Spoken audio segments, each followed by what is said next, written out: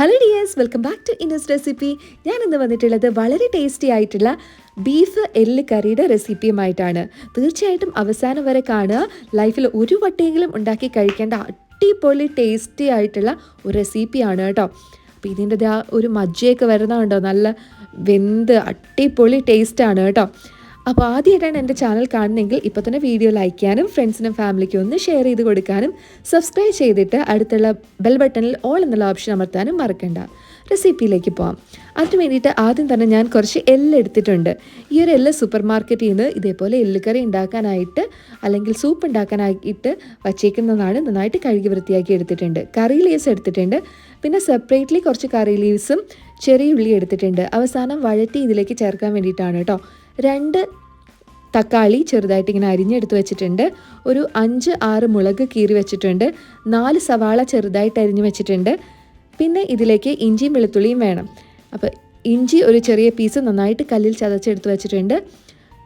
വെളുത്തുള്ളി 2 വെളുത്തുള്ളി എടുത്തിട്ടുണ്ട്, നന്നായിട്ട് ചതച്ച് വെച്ചിട്ടുണ്ട് കേട്ടോ. ഇനി നമുക്ക് ഉണ്ടാക്കാനായിട്ട് തുടങ്ങാം. ഞാൻ ആദ്യം ഇത് ഫ്രൈ ചെയ്തെടുക്കാൻ വേണ്ടിയിട്ട് ഒരു കടായിയാണ് യൂസ് ചെയ്യുന്നത്. അതിലേക്ക് വെളിച്ചെണ്ണ ഒഴിച്ചു കൊടുത്തു. തണുപ്പായതുകൊണ്ടിട്ടാണ് വെളിച്ചെണ്ണയുടെ കളർ ഇതേപോലെ ഇരിക്കുന്നത് കേട്ടോ. നിങ്ങൾക്ക് കുക്കറിൽ ഡയറക്റ്റായിട്ട് ഇത് വഴറ്റിയെടുക്കാവുന്നതാണ്. ഞാനിപ്പോൾ കടായി യൂസ് ചെയ്യണമെന്ന് മാത്രം. അതിലേക്ക് കറി ലീവ്സ് ആദ്യം തന്നെ ചേർത്ത് കൊടുക്കുന്നു. നന്നായിട്ട് ഫ്രൈ ആയി വന്ന ശേഷം കീറി വെച്ചിട്ടുള്ള പച്ചമുളക് ചേർത്ത് കൊടുക്കാം. അതും കൂടി ഇളക്കി ഇതേപോലെ ഒന്ന് ഫ്രൈ ആക്കി എടുത്ത ശേഷം നമുക്ക് സവാള 4 ചെറുതായിട്ട് അരിഞ്ഞത് ചേർത്ത് കൊടുക്കാം. അതിലേക്ക് ആവശ്യത്തിനുള്ള ഉപ്പ് കൂടി ചേർത്ത് കൊടുക്കുകയാണ്. നന്നായിട്ട് വഴറ്റിയെടുക്കാം. നല്ലപോലെ റോസ്റ്റായിട്ട് വരണം. അതിന് വേണ്ടിയിട്ടാണ് ഞാൻ ഈ കടായി യൂസ് ചെയ്തത് തന്നെ.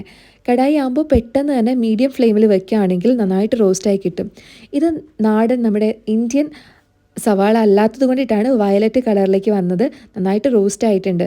ആ സമയത്ത് ഞാനതിലേക്ക് ഇഞ്ചിയും വെളുത്തുള്ളിയും ചതച്ചു വെച്ചിട്ടുള്ളത് ചേർത്ത് കൊടുത്തു. നന്നായിട്ട് വഴറ്റി പച്ചമണം മാറുന്നവരെ ഇളക്കി കൊടുത്തു.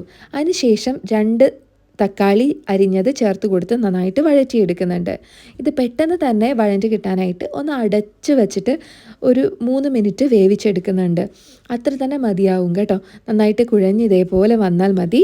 നന്നായിട്ട് ഒന്നുകൂടി ഒന്ന് ഉടച്ച് കൊടുത്താൽ മതി കേട്ടോ. ഇനി നമുക്ക് ഇതിലേക്ക് പൊടികളെല്ലാം ചേർത്ത് കൊടുക്കാം. കുറച്ച് അധികം പൊടികൾ ചേർക്കുന്നുണ്ട്. 1/2 ടേബിൾ സ്പൂൺ മഞ്ഞൾപ്പൊടി, 1.5 ടേബിൾ സ്പൂണോളം മുളക് പൊടി, കാശ്മീരി ചില്ലി പൗഡറാണ് കേട്ടോ. 1/2 ടേബിൾ സ്പൂൺ കുരുമുളക് പൊടി, 1/4 ടേബിൾ സ്പൂൺ പെരിഞ്ജീരകം പൊടിച്ചത്, 1 table spoon coriander powder 1 teaspoon വേണം കേട്ടോ, ബീഫ് ആയതുകൊണ്ട്.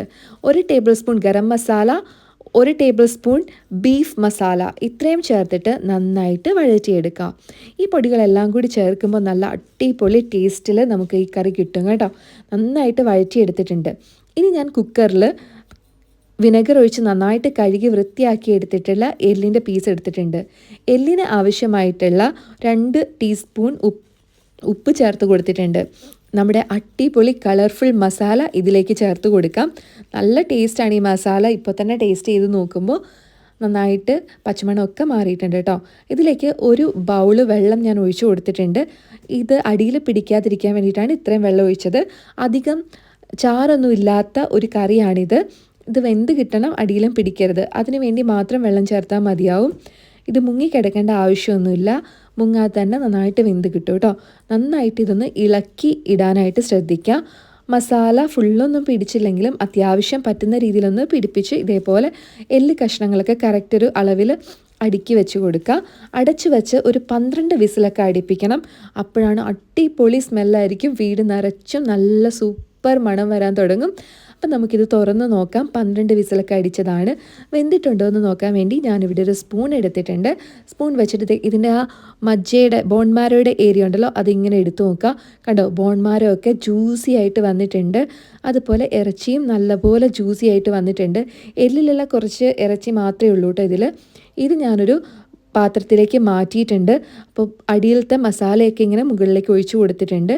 ഇനി നമുക്കൊരു പാൻ വെച്ചിട്ട് അതിൽ വെളിച്ചെണ്ണ ഒഴിച്ച് കറി ലീവ്സ് ഫ്രൈ ചെയ്തെടുത്തിട്ട് ചെറിയ ഉള്ളി കൂടി ആഡ് ചെയ്ത് കൊടുക്കാം. ഇത് ഫ്രൈ ആക്കേണ്ട ആവശ്യമില്ല. നമ്മൾ ഓൾറെഡി സവാളയും ബാക്കി എല്ലാ ഇൻഗ്രീഡിയൻസും നന്നായിട്ട് ഫ്രൈ ചെയ്തെടുത്തിട്ടാണ് ചേർത്തിട്ടുള്ളത്. അപ്പോൾ ഇത് ജസ്റ്റ് വഴറ്റി ചേർത്താൽ മതി. ആ ഒരു ഉള്ളിയൊക്കെ കടിക്കുമ്പോൾ നല്ലൊരു സ്വാദ് കിട്ടും കേട്ടോ. അപ്പോൾ ഇത്രയും ഒന്ന് റോസ്റ്റായി കിട്ടിയാൽ മതി. അപ്പോൾ അതുകൂടി ഇതിലേക്ക് ചേർത്ത് കൊടുത്തിട്ടുണ്ട്. അടിപൊളിയായിട്ടുള്ള നമ്മുടെ ഈ ഒരു എല്ല് കറി നന്നായിട്ട് വന്നിട്ടുണ്ട്. കണ്ടോ, ജ്യൂസി ആയിട്ടുള്ള നല്ല മണമുള്ള അടിപൊളി ഒരു എല്ല് കറിയാണ് കേട്ടോ. തീർച്ചയായിട്ടും ട്രൈ ചെയ്ത് നോക്കുക. ഞാനിത് കുക്കറിലേക്ക് തന്നെ മാറ്റിയിട്ടുണ്ട്. കാരണം ഇത് യൂസ് ചെയ്യാൻ നേരത്ത് ഒന്നുകൂടി ഒന്ന് ചൂടാക്കാൻ ഇതാണ് എളുപ്പം. അതുകൊണ്ടിട്ടാണ് ഇതിലേക്ക് തന്നെ മാറ്റി വെച്ചത്. അപ്പോൾ എന്തായാലും ഇതുണ്ടാക്കി നോക്കുക. കപ്പയുടെ കൂടെ അടിപൊളിയാണ്. പിന്നെ കപ്പ മാത്രമല്ല, പൊറോട്ടയാണെങ്കിലും ചപ്പാത്തി ആണെങ്കിലും ഒക്കെ അടിപൊളിയാണ്. പക്ഷേ എനിക്ക് ഏറ്റവും ഫേവറേറ്റ് കോമ്പിനേഷൻ എന്ന് വെച്ച് കഴിഞ്ഞാൽ തേങ്ങാച്ചോറിൻ്റെ കൂടെയാണ് കേട്ടോ. അപ്പോൾ തേങ്ങാച്ചോറ് ഇങ്ങനെ റെഡിയായി വരുന്നതേ ഉള്ളൂ. ഞാൻ ഇങ്ങനെ റെഡിയാക്കിക്കൊണ്ടേ ഇരിക്കുന്നുണ്ട്. അപ്പോൾ നിങ്ങൾക്ക് ഈ ഒരു റെസിപ്പി ഇഷ്ടമായി എന്ന് വിചാരിക്കുന്നുണ്ട്. ഇഷ്ടമായിട്ടുണ്ടെങ്കിൽ ഒന്ന് കമൻറ്റ് ചെയ്തേക്കൂ കേട്ടോ. അപ്പോൾ അടുത്ത വീഡിയോയിൽ വീണ്ടും കാണാം. Children take care. Bye dears.